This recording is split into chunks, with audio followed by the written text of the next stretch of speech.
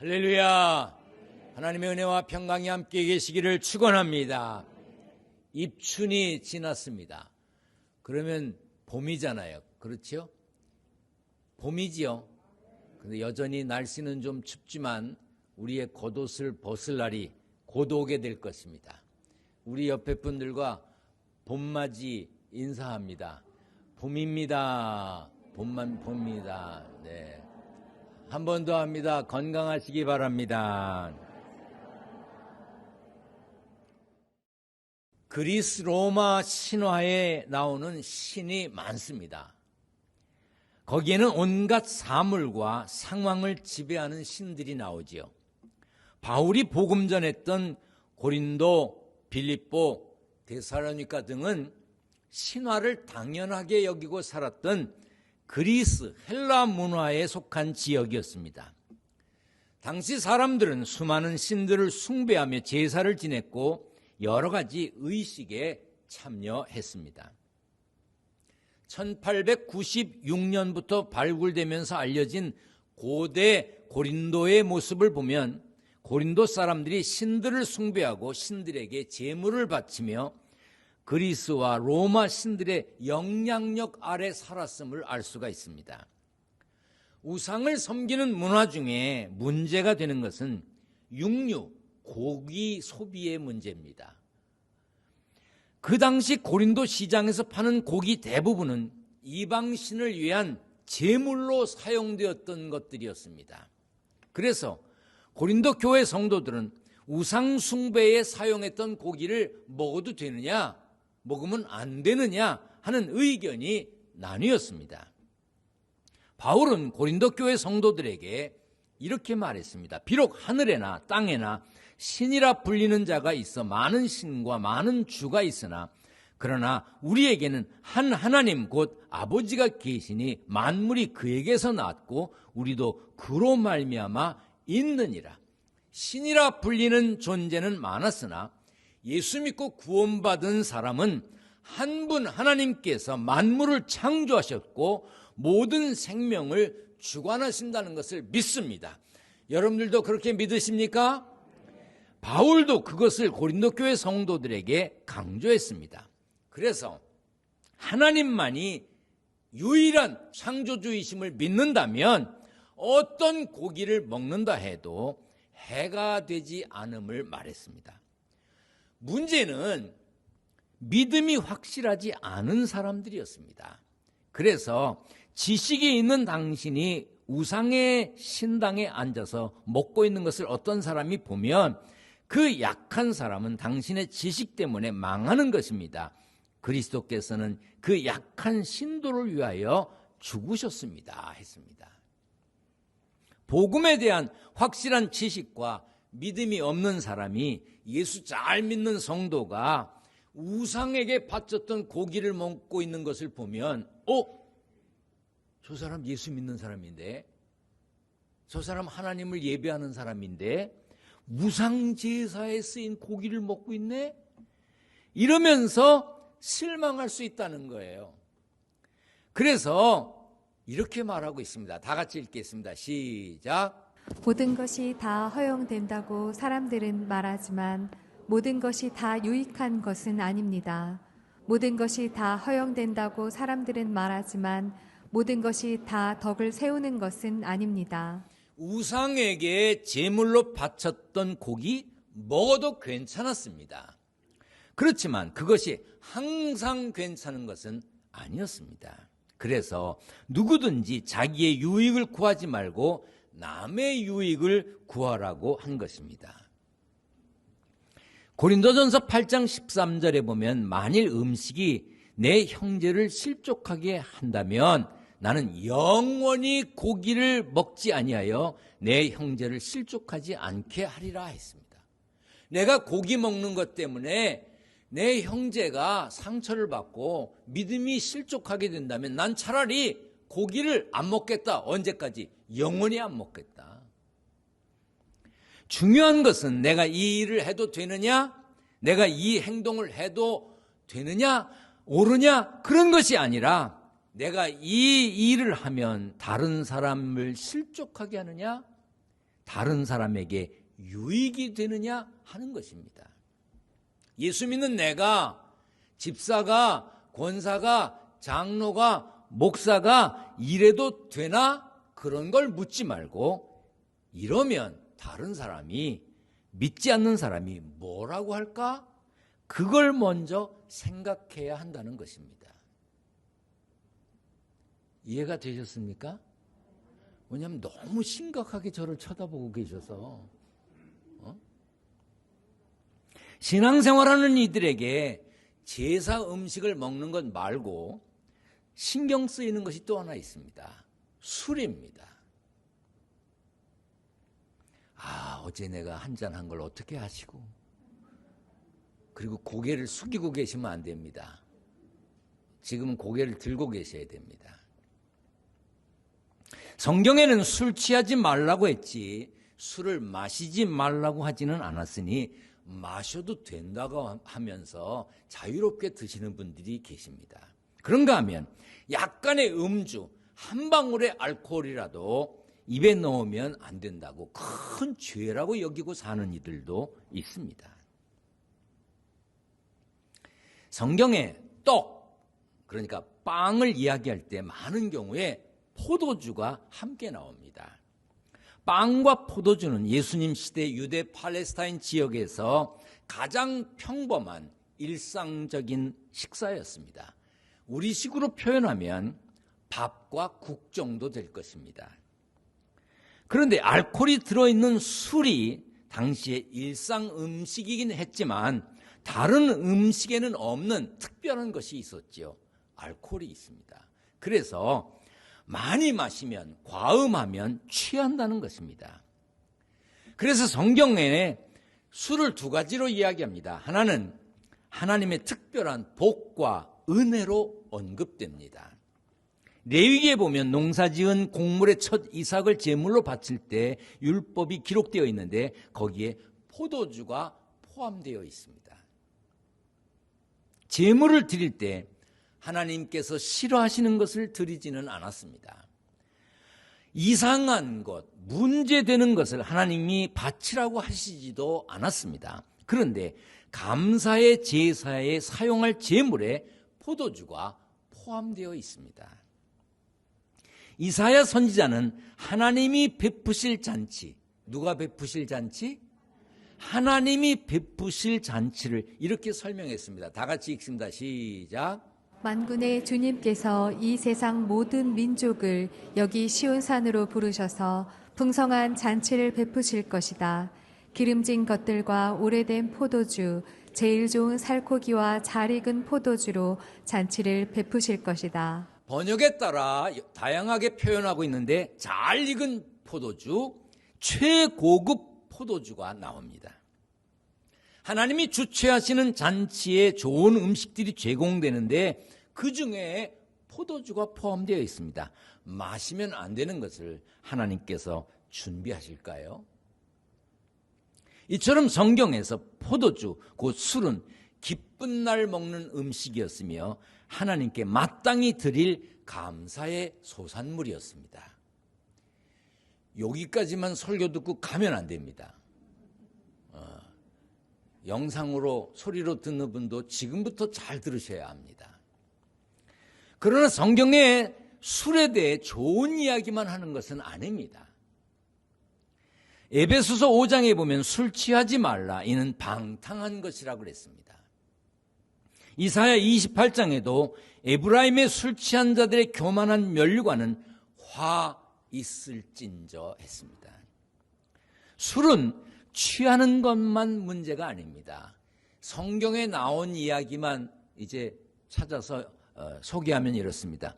술은 사람을 거만하게 하고 가난하게 만들고 불행을 가져오며 비관론자가 되게 하기도 하고 도덕을 문란하게 하고 사람을 음란하게 만들고 질병을 일으키고 난폭한 사람으로 돌변시키고 남에게 밟히는 원인을 제공하고 수치를 당하게 한답니다.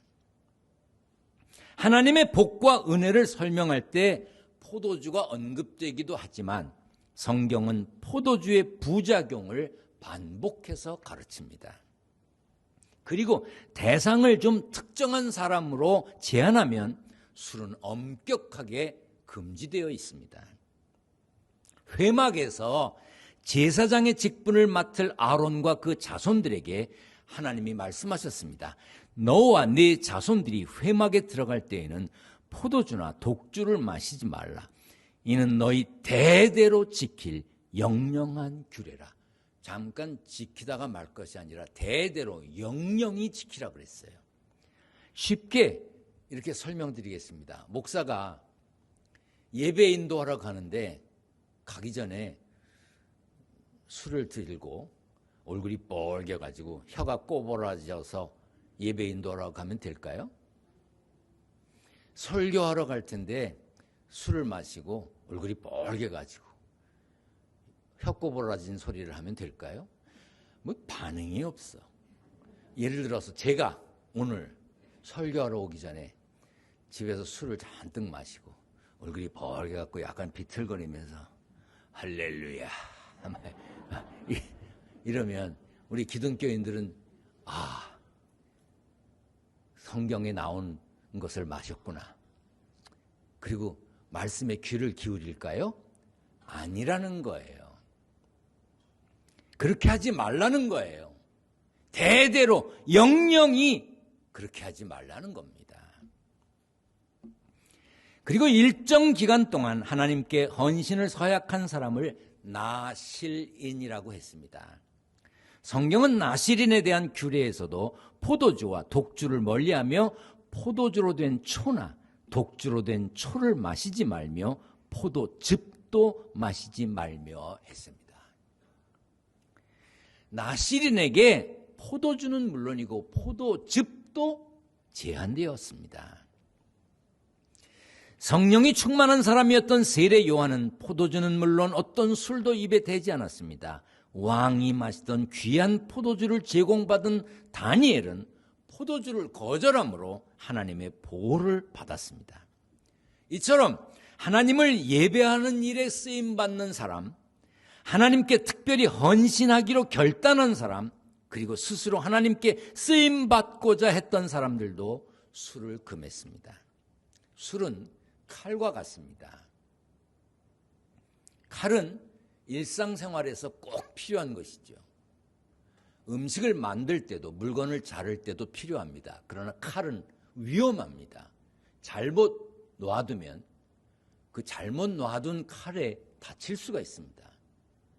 칼을 무기로 사용하면 무기로 사용된 칼에 사람이 죽을 수도 있습니다. 술이 그렇습니다. 술이 있는 식탁은 기쁨을 배가시키고 여럿이 나누면 관계가 부드러워지기도 합니다. 그러나 술은 부작용이 많습니다. 술 때문에 겪게 되는 어려움이 많습니다. 분명히 성경에 술이 나옵니다.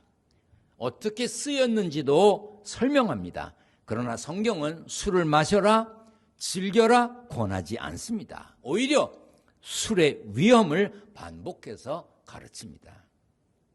아론과 그 자손들처럼 하나님의 특별한 자녀가 되고 싶다면, 나실인처럼 하나님께 쓰임받는 사람이 되기 원한다면 구별할 것은 구별해야 하는데 그 중에 하나가 술입니다. 술 한 번도 안 드셨습니까? 술 드시다가 끊으셨습니까? 잘하셨습니다. 건강에도 그리 좋지 않다고 합니다. 그러나 자신이 술을 마신 적이 없고 마시다가 끊었다고 해서 술을 가까이 하는 사람, 술 드시는 분들을 정죄하거나 심판해서는 안 됩니다. 예수 믿으면서도 술 잘 드시는 분들이 계십니다. 주일이면 꼬박꼬박 교회에 잘 나가지만 평상시에 술 잘 드시는 분들이 계십니다. 그런 분들에게 믿음이 없는 사람이라고 단정 지으면 안 됩니다.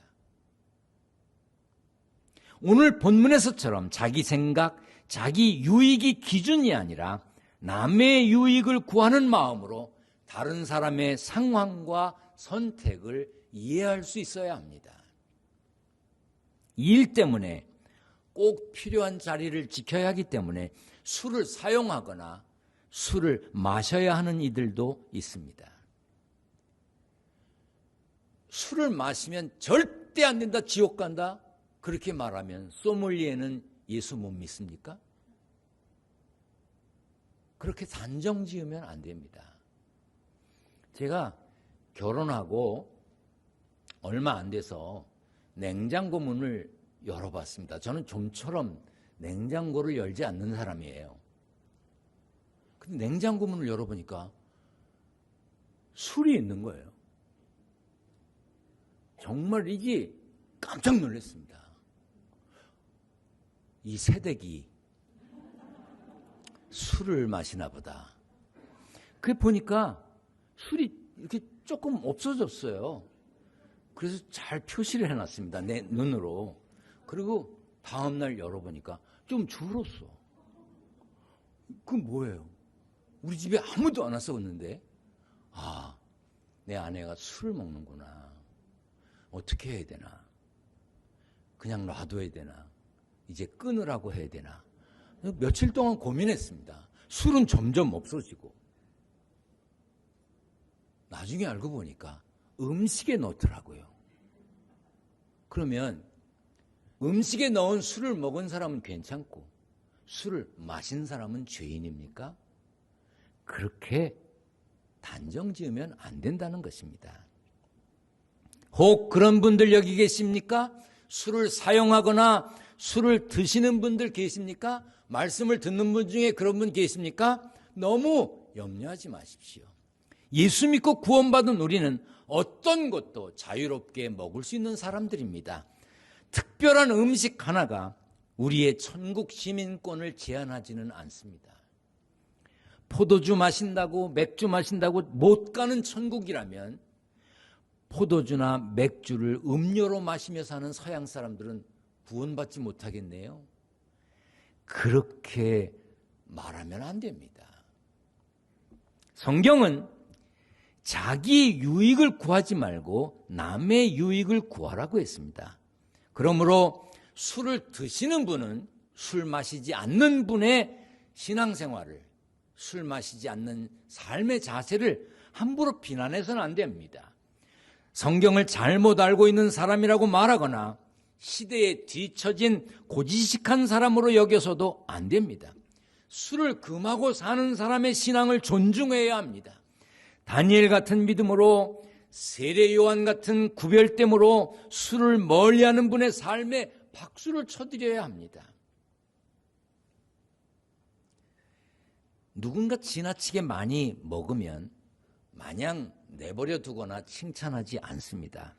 정도를 넘어서면 그만 먹으라고 말하죠. 또 먹는데도요, 너무 비싼 거, 너무 맛있는 것만 찾아 먹는 사람도 그건 탐식이에요. 너무 지나치게 욕심을 내는 거예요. 음식을 탐하는 사람이야. 그러면 안 됩니다. 오래전에 우리 교회 부목사 한 분이 있었습니다. 지금은 안 계시니까 또 상상하지 마세요. 그 사람은 너무 먹는 거를 탐해. 그냥 그 부목사가 있었을 때는 먹는 얘기 때문에 제가 골치 아팠어요. 한 번은 신방을 가는데 어떤 성도 한 분이 목사님이 우리 집에 신방을 오시니 식사 대접을 하겠다고 뭘 좋아하시느냐고 물었던 모양이에요. 그러면 저 같으면 김치찌개 좋아합니다. 된장찌개 좋아합니다. 전 지금도 칼국수 그러면 막 입에서 침이 돕니다. 난 이렇게 얘기했을 거야. 근데 그이는 보통 식당에선 팔지도 않고 호텔이나 이런 데 가서 겨우 찾을 수 있는 아주 고급 음식, 비싼 음식을 먹고 싶다고 그랬던 모양입니다. 그분은 자기가 대접하겠다고 했으니까 없는 돈을 남에게 꾸어서 그 음식을 대접했답니다. 근데 정말 기쁜 마음으로 했으면 제가 알까요?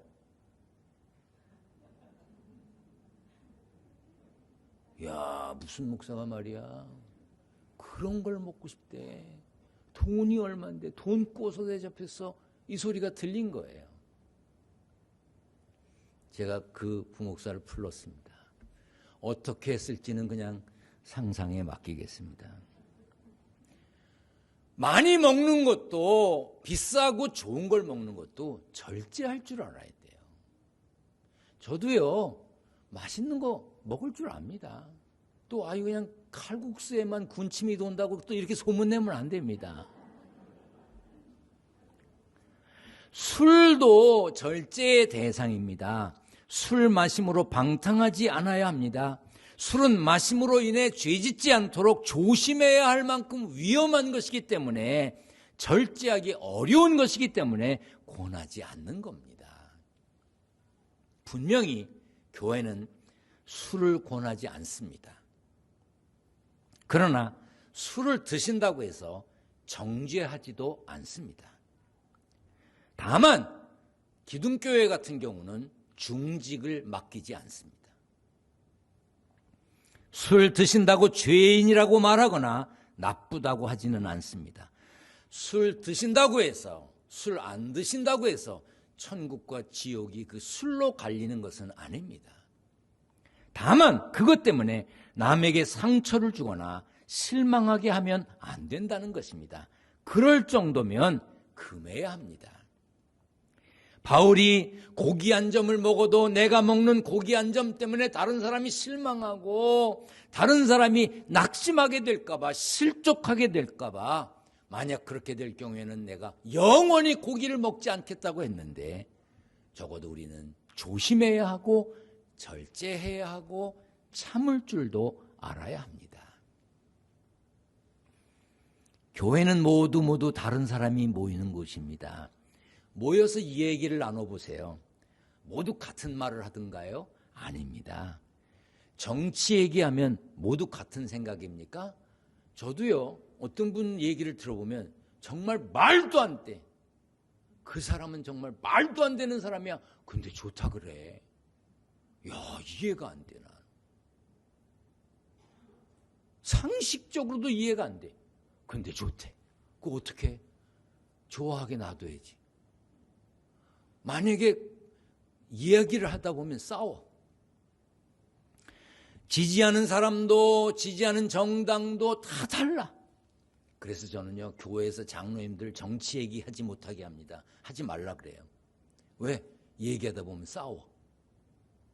아니, 전도한 얘기, 기도한 얘기, 은혜 받은 얘기하기도 짧잖아. 근데 모여서 뭘 정치 얘기를 하겠어. 신앙의 모습도 다 달라요. 아무리 은혜로운 이야기를 해도요, 은혜롭게 듣지 않는 이들이 있어요. 아무리 은혜롭게 설교를 해도요, 설교 듣고 삐치는 이가 있어. 야, 그거 어떻게 해? 응? 그래서 자기의 유익보다 남의 유익을 구하라고 하는 것입니다. 생각을 말하는 것은 자유지만 누군가 상처받을 것 같으면 금해야 합니다. 하나님은 우리에게 자유케 하셨지만, 자유를 주셨지만 나로 인해 다른 사람에게 해를 끼친다면 하지 말아야 합니다. 바울은 고린도 교회의 성도들에게 말했습니다. 우상의 제물에 대하여는 우리가 다 지식이 있는 줄을 아나 지식은 교만하게 하며 사랑은 덕을 세우나니. 기둥교회가 견실하기 위해서는요, 자유를 말하는 성도보다 남의 유익을 구하는 성도가 많아야 합니다. 지식을 이야기하며 누가 옳은지 누가 그른지를 따지는 성도보다 서로 사랑으로 대하며 덕을 세우는 성도가 많아야 합니다. 가정에서, 일터에서, 무엇보다 교회에서 가진 지식을 내세우며 교만하게 굴지 말고 사랑으로 덕을 세우며 살아야 합니다. 예수 그리스도 안에서 참된 자유를 얻은 우리에게 모든 것은 가하지만 무엇이 유익한지, 무엇이 덕을 세우는 일인지 지혜롭게 생각하고 말하고 행동해야 합니다. 남의 유익을 구하며 살아야 같은 천국에 갈 수 있습니다. 자유를 가졌으나 하나님의 뜻을 구하고 다른 사람을 사랑으로 대하여 믿음의 견실함을 이루는 천국 백성으로 승리하시기를 축원합니다. 축원합니다.